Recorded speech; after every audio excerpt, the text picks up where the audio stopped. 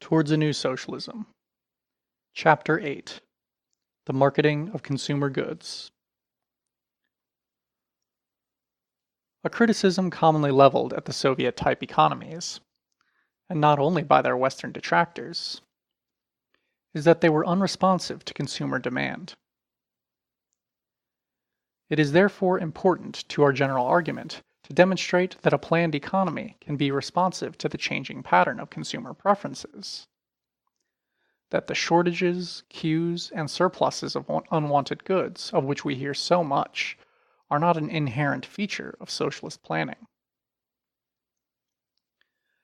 This chapter develops our concept of a socialist market in consumer goods.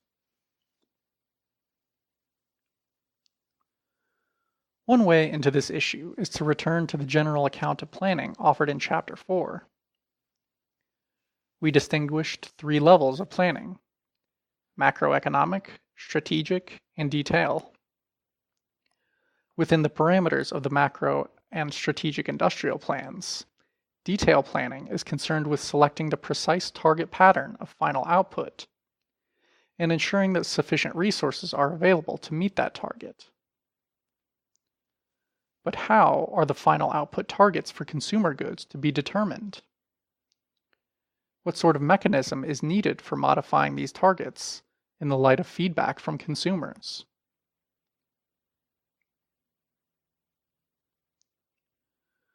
The basic principle of our proposed scheme can be stated quite simply.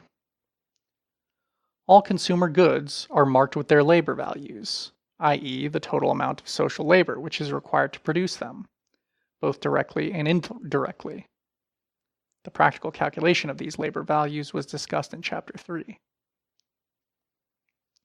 But aside from this, the actual prices in labor tokens of consumer goods will be set, as far as possible, at market clearing levels.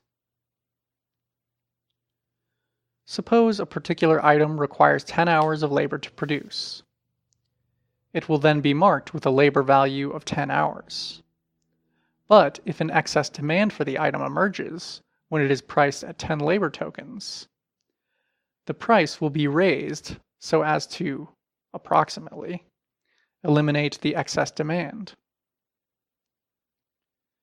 Suppose this price happens to be 12 labor tokens.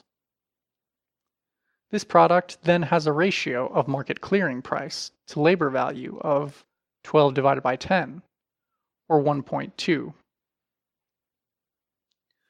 The planners record this ratio for each consumer good. We would expect the ratio to vary from product to product, sometimes around 1.0, sometimes above if the product is in strong demand, and sometimes below if the product is relatively unpopular. The planners then follow this rule: increase the target output of goods with a ratio in excess of 1, and reduce the target for goods with a ratio less than 1.0.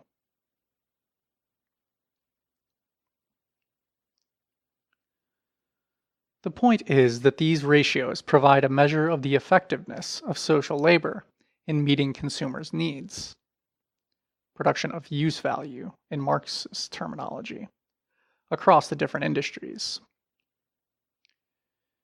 If a product has a ratio of market clearing price to labor value above 1.0, this indicates that people are willing to spend more labor tokens on the item, i.e., work more hours to acquire it, than the labor time required to produce it. But this in turn indicates that the labor devoted to producing this product is of above average social effectiveness.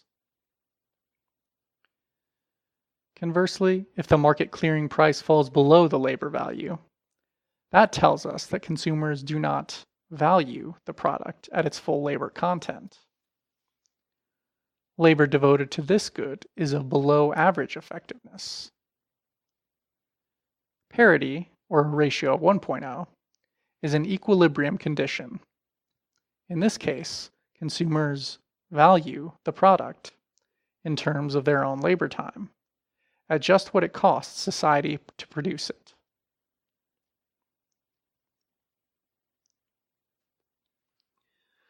This is the general idea of our marketing algorithm. The rest of this chapter will expand on the idea in various ways.